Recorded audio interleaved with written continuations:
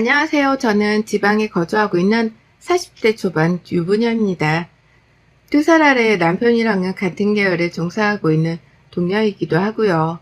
연애 2년 후 결혼 5년 차를 향해 가니 벌써 7년이란 세월을 함께 했네요. 그 덕에 시댁 식구들하고도 7년이란 세월을 함께 했고 말이죠. 연애 때부터 남편의 가족들 간섭이 정말 말도 못하게 심했습니다.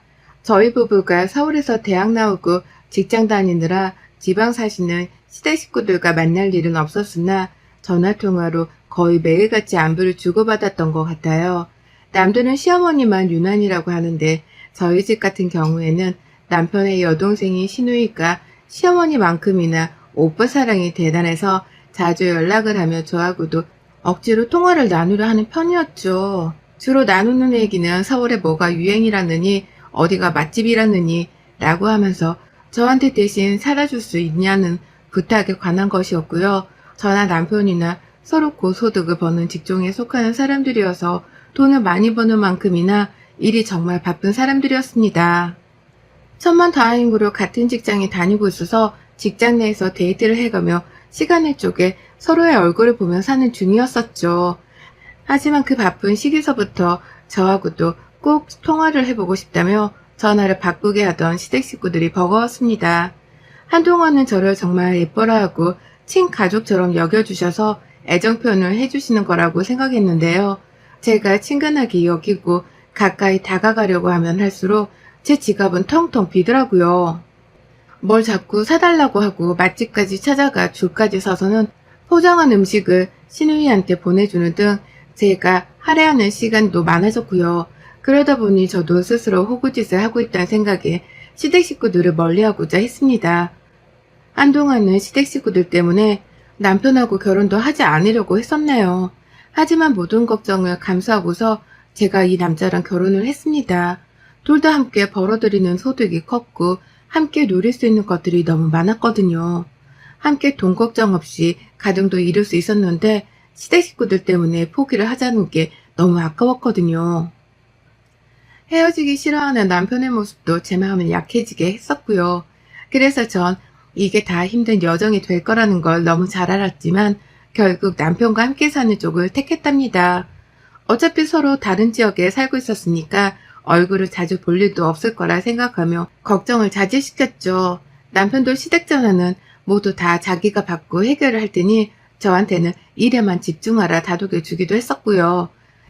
이렇게 2년의 연애 후 저희는 결혼을 했네요. 남편은 저를 전적으로 믿어줬던 바람에 자기 월급도 다 저한테 맡기기 시작했고요. 제가 회사에선 선배이기도 했던 바람에 살림뿐만 아니라 회사 일까지도 저한테 기대는 부분이 참 많았습니다. 그래서 제가 가정 내에서 주도권도 좀 가지고 있었고 이 돈은 절대로 허투루 쓰려 하지도 않았어요. 아이를 가지고 싶었기에 아이를 위해 돈을 모으고 싶었거든요. 하지만 결혼 생활하며 아이가 예상보다 찾아와 주질 않던 바람에 시험관 시술이며 인공수정 비용 되느라 돈 나갈 일이 천지였고요. 1년 전 아이를 가지는 걸 포기하고 난후로는 수술 비용 들 일이 없었지만 그간 마음고생하고 몸고생했던 것들이 너무 커서 그런지 돈 모이는 게 그리 행복하지도 않았습니다. 한동안 우울해하며 살기만 했었는데 이제서야 조금씩 저희 부부를 위해 돈을 쓰는 방법을 찾고 살고 있네요.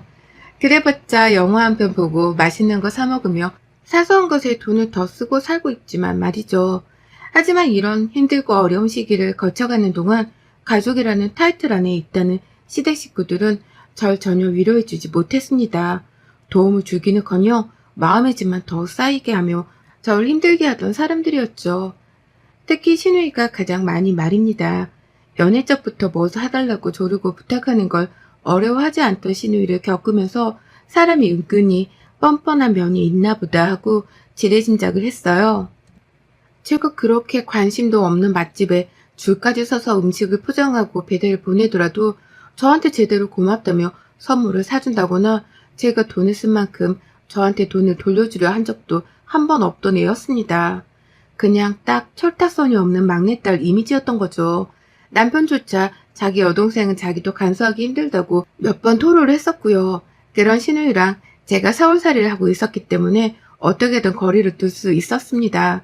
제가 시험관 실수를 해야 한다고 이유를 대거나 일하느라 바쁘다고 전화를 피하면 그만이었으니까요.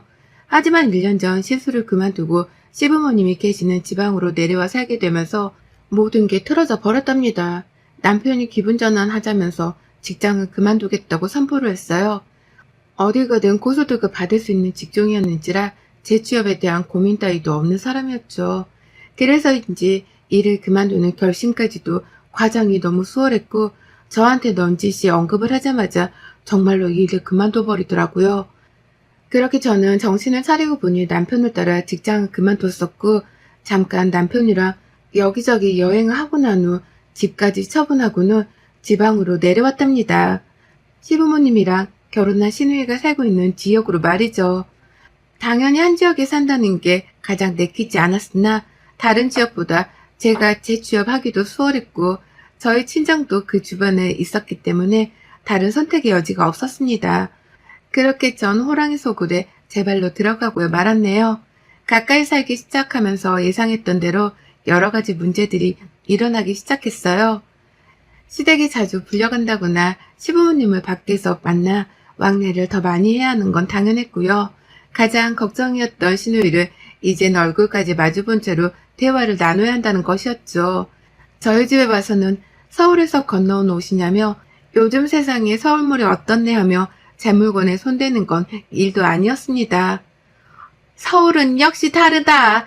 내 진짜 서울함 가서 옷 한번 지대로 사보고 싶은디? 라고 하며 이미 이 말을 한 채로 옷장을 열어보고 있었습니다. 누가 봐도 자기한테 옷 한 벌 좀 공짜로 달라는 표정과 말투로 제 앞에서 남의 옷들을 막 뒤져보는데 제가 무슨 말을 하더라도 멈출 기세를 보이지 않더라고요. 그러니 저는 또 얼떨결에 그런 시누이를 달랜다고 그럼 하나 가져가세요 라고 말을 해야 했고 그러면 시누이는 기다렸다는 듯이 옷 한 벌을 챙겨갔어요.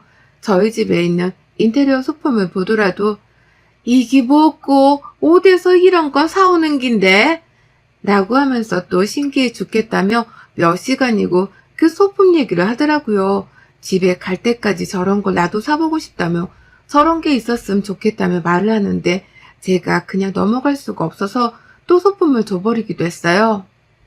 시부모님까지 옆에 계시는데 끝까지 안 주겠다고 할 수도 없는 노릇이었고요. 시누이의 말에 머리를 부여잡고 눈치를 주던 남편과는 달리 시부모님은 그저 막내딸이 아양을 부리는 걸로만 바라보며 예뻐라 하고 계셨던 바람에 제가 시누를 혼내킬 수도 없던 노릇이었습니다. 부모가 예버릇을 더럽게 들여놓는 바람에 시누가 저렇게 눈치 없고 줏대 없이 커버렸다고만 생각을 했죠. 이제와 누구 탓을 할 수도 없는 노릇이었기에 제가 그냥 더러운 똥 한 번 밟았다고 생각을 하고는 져줄 수밖에요. 그렇게 전 지방에 내려와 조금 숨을 틔워보려 하다가 이러다간 시누이를 매일 마주봐야겠다 싶은 불안감에 서둘러 재취업을 했습니다. 직장 생활을 하고 좀 정상적인 사람들을 만나고 나서야 제 마음도 조금씩 진정이 되어갔고요. 그럼에도 불구하고 잊을만 하면 저를 찾고 뭐가 가지고 싶다며 사달라는 말을 꺼내는 거지 같은 시누이 때문에 머리가 어질어질했어요. 제가 사는 지방도 대도시고 서울에는 웬만한 건 다 있다고 해도 무방한 세련된 곳인데 도대체 왜 때문에 시누이가 저렇게 서울 동경을 하며 저를 괴롭히는지 이해할 수 없었습니다. 사람이 덜 배워서 저러나 싶은 생각까지 들며 시누이를 향한 오만 오해들이 쌓여가는 중이었네요. 그러다 전 제 손으로 제 발등을 짚곤 뒤늦게 후회를 하고 말았어요. 지난달 저희 시누이 생일이 있었어요. 같은 지역에 살면서는 시누이 생일을 처음 맞이한 것이었습니다. 아니나 다를까 시누이는 자기 생일인데도 불구하고 저한테 전화를 해선 내 생일 선물 뭐 사줄 끼고? 라며 먼저 묻더라고요. 살다 선물 뭐 줄지에 대해 요구하는 사람은 처음 봤었고 그래서 말문이 막혔지만 뭘 갖고 싶냐고 일단 묻기는 했답니다. 보나마나 시부모님이랑 같이 밥까지 먹어야 할 게 뻔한데 제가 선물 몇 푼을 가지고서 막말을 던질 필요는 없었으니까요. 그런데 시누이가 그러더라고요. 방클 땡땡 브랜드 목걸이를 가지고 싶다고 말이죠. 까딱하면 몇백은 우습게 깨지는 그 브랜드를 시누이가 정확히 짚어가면서 목걸이를 사달라는 거예요. 말 하나 더듬지 않고서는 당당하게 말이죠. 제가 월급을 받으면 세금을 떼고서도 700만 원을 우습게 버는 사람입니다.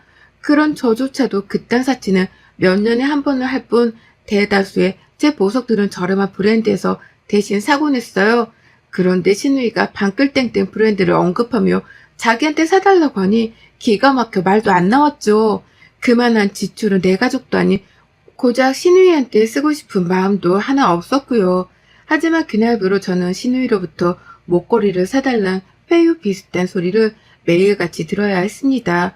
생일이 다가오니 나 이제 목걸이 받는 기가 곧 나 진짜 그거 가지고 싶었대 라고 하면서 이미 제가 목걸이를 사주기로 했다는 걸 기정사실로 하고서는 여기저기 사람들한테 말을 전하더라고요. 시부모님 앞에서도 그리고 남편 앞에서도 언니 고마워요. 네, 잘 쓸게요. 라고 하면서 이미 선물을 사준 사람한테 말하듯 고맙다는 인사까지 전했답니다. 뭐 하나 가지고 싶으면 물고 늘어지는 성질머리가 정말 진상 중의 진상이었고 동물로 치면 거머리나 다름이 없었어요. 스스로 쪽팔리는 줄도 모르는지 제 앞에서 자존심 있고 모고를 다 내려놓곤 이 난리를 떠는데 아유 정말 까딱했다가는 신우이한테 말려서 목걸이를 정말 사주겠더라고요. 하지만 반전은 없었습니다. 생일 전전날에 급기야 카톡 프사까지 방글땡땡 브랜드의 목걸이로 바꿔놓고서는 미리 감사라는 카톡명을 적어놓는 신우이를 보며 전 어거지로 신우이한테 목걸이를 사줬네요. 비싼 건 절대 사줄 마음도 없었고 저렴한 것도 200만 원이 넘어가길래 정말 울며 겨자 먹기로 그 200만 원이 넘는 걸 샀어요. 그리곤 이걸 주고서 이제 다신 신우이의 그 어떤 요구도 들어주지 않을 작정이었습니다. 제 딴은 최후의 선물과 다름이 없었고 먹고 떨어지라며 주는 마지막 반찬이었던 겁니다. 신우이는 좋아라며 선물을 받았고요. 역시나 받고 땡이었어요. 비싼 선물을 해줬다고 해서 저한테 더 잘해주는 일도 없었고 그렇다고 고맙다며 따로 고마워하는 일도 없었습니다. 딱 그렇게 어영부영 시간을 보내다 제 생일이 찾아왔더라고요. 저는 생일 파티라는 걸 하는 성격도 아니었고 저희 친정에서도 서로 선물을 주고받아 본 적이 없었기 때문에 남편 말곤 선물을 받고 싶다는 생각을 하지도 않았습니다. 그러다 시댁 식구들과 시댁에서 밥을 먹는 자리에서 남편이 제 생일에 대해 언급을 하더라고요. 곧 와이프 생일이 다가온다고 말이죠. 근데 시부모님은 괜히 말을 돌리고 신우이는 듣지도 않더라고요. 그냥 딱 봐도 관심이 없다는 걸 보이고자 시선을 회피하는 눈치였어요. 설마 싶었죠. 나한테 200만 원 넘는 명품 목걸이 선물을 받아놓고서 내 생일에 20만 원조차 쓰지를 않고 입 싹 닫을 건가 싶어 말입니다. 설마 그 정도로 인연이 눈치 없고 배운 것 없는 애일까 싶어 슬슬 빈정이 상했습니다. 그러다 제 생일이 찾아왔고요. 여러분, 제가 신우이한테 뭘 선물로 받은 줄 아세요? 글쎄, 요즘 연예인 사이에서 유행한다는 그 문구점 2,000원짜리 보석 세트를 선물로 받았어요. 생일날 밥을 해주겠다고 부르지도 않은 시부모님한테서 이미 기분은 상했었고요. 받기만 할 줄 아는 이 사람들한테서 뭘 기대했겠냐며 퇴근 준비를 하는데 신우가 문자를 보냈더라고요. 선물을 줄 테니 저희 집에서 보자고 말이죠. 그래서 웬일이냐 마음으로 집에 갔더니 혼자 와서는 싱글벙글 웃으며 저한테 포장지로 포장도 안 한 그 저렴이 보석 세트를 그냥 주더라고요. 문방구가 낡은 문방구였는지 상자 밖에 먼지가 쌓여 있었어요. 저 같으면 먼지라도 털어서 줬을 텐데 얘는 그걸 그냥 좋다며 지워주더라고요. 그러니 저도 빡이 쳤습니다. 양심이 있으면 최소한 20만 원어치라도 준비를 해야 하는 게 사람 아닌가요? 지는 200만 원이 넘는 목걸이를 받고 싶다며 징징대다가 받아놓고서 저한테는 2천 몇백 원이라는 가격표까지 붙어있는 싸구려 보석을 선물로 주다니 뭐 이런 대책 없는 게 다 있나 싶어 절로 기가 막혀 눈알이 굴러갔어요. 그러자 신우이가 말하더라고요. 엄마, 내 선물이 별론가? 라고 말이죠. 억지로 좋아하는 척이라도 하라며 눈치를 주고는 저한테 쏘아붙이는데 순간 딴 사람인 줄 알았습니다. 이제 보니 신우이 완전 저를 가지고 놀았던 게 틀림없더라고요. 선물을 받을 때에는 온갖 착한 척하고 철없는 척이란 척은 다 하며 아양을 떨더니 제가 반대로 선물을 받는 입장이 되니 제 기분 따위는 신경도 안 쓰고 오히려 자기 선물이 별로냐며 당장이라도 싸움을 할 자세로 저를 노려봤어요. 그러니 저도 싸움 기질이 치솟아 올랐죠. 내가 돈 200만 원을 헛들어 썼다는 걸 알고는 있었다만 아무리 그래도 다 그 성인들끼리 이런 식의 선물 교환은 정말 어처구니가 없지 않냐며 신우를 향해 반박을 했습니다. 하다못해 선물 박스에 있는 먼지라도 털어서 주는 게 A라며 신우이한테 참교육을 시전했더니 신우가 보석 세트 상자를 뺏어가더라고요. 됐다. 언니는 2,000원짜리 선물 다 아까워. 라고 하면서 말이죠. 전 이 말에 머리가 확 돌아버렸어요. 주제 파악 못하고 비아냥대는 신우에게 너한테도 200만원짜리 목걸이는 뒤지게 아까워 이거 사. 라는 말과 함께 신우의 목덜미를 낚아채버렸어요. 신우이가 저한테 싸구려 보석을 선물해주며 자기는 제가 선물한 몇백짜리 명품 목걸이를 차고 왔더라고요. 이게 사람 빡치게 만들려고 일부러 이 목걸이를 착용하고 왔나 싶어 저도 눈이 돌아간 거죠.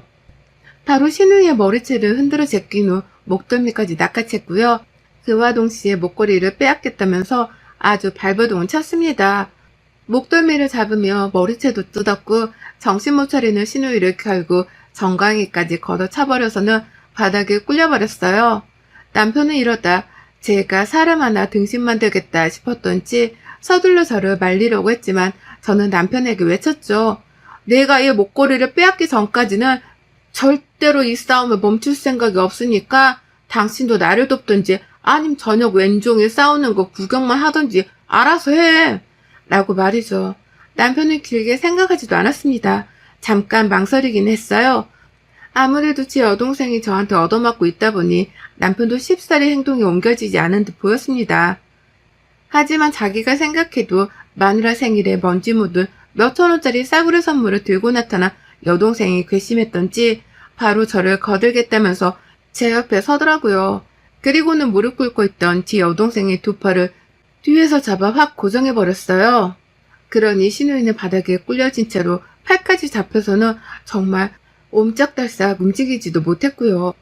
급기야 화가 난 저한테 머리채를 심하게 잡혀서는 목까지 고정이 돼선 굳은 사람 마냥 저를 올려다보기만 할 뿐이었습니다. 그쯤부터 신우이도 겁을 먹기 시작한 건지 반항을 제대로 하지 못했고 오히려 저를 올려다보는데 눈가가 촉촉해지기까지 시작했어요. 저는 그런 신우이를 보며 불쌍해하기는커녕 이번에 제대로 참교육을 시켜줘서 더는 무식한 건방을 떨지 못하게 만들어줘야겠다는 다짐을 했고 그 다짐을 실행해야겠다며 신우이 머리채를 더욱 꽉 쥐어 움켜잡았습니다. 그리고는 제 두 손으로 직접 선물을 줬던 그 방글땡땡 목걸이를 빼내는 것에 성공했죠. 이럴 거면 처음부터 사주지 말걸 하는 뼈저리는 후회를 뒤늦게 한 번 더 했어요.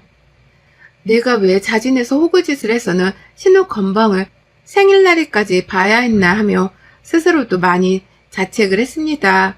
하지만 신우이한테 참교육을 하기에 아직 늦지는 않았다 싶었고요. 저는 신우 목덜미에서 목걸이를 빼앗자마자 부엌으로 달려가서는 물병을 들고 나왔어요. 마시려고 놔둔 보리차가 담긴 물병이었는데요.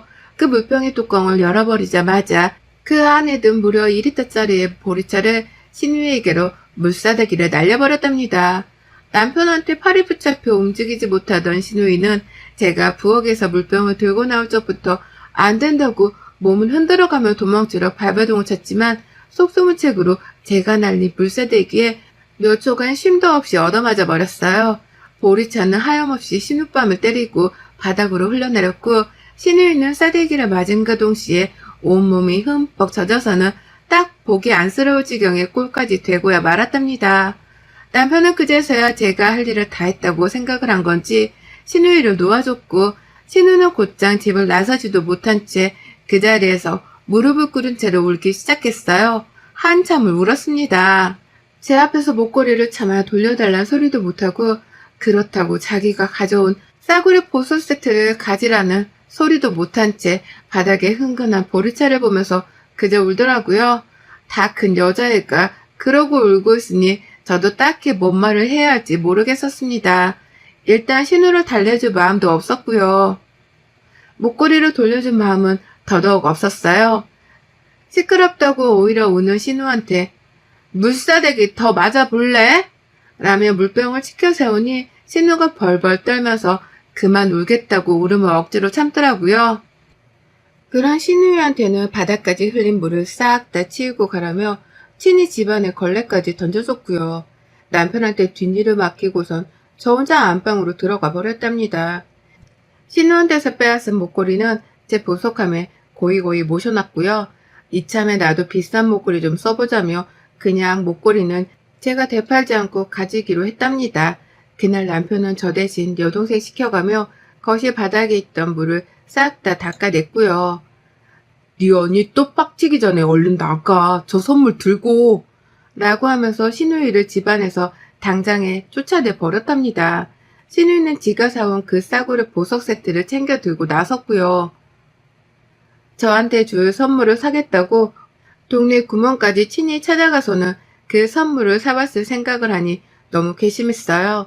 생각을 하면 할수록 분하고 억울해 죽겠었지만 제가 신우이한테 복수를 제대로 했다고 생각하니 더 이상 억울하진 않답니다. 신우가 부디 제대로 뉘우쳤길 바라며 이제 다시는 저한테 뭘 사달라고 부탁을 안 할 거란 확신이 드네요.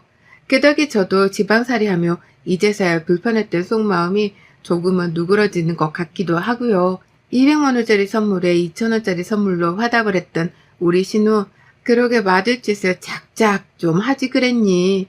그래도 네 덕에 나까지 200만원짜리 목걸이를 걸어본다. 여러분의 생각은 댓글로 남겨주세요. 오늘 또 시청해주셔서 정말 감사합니다.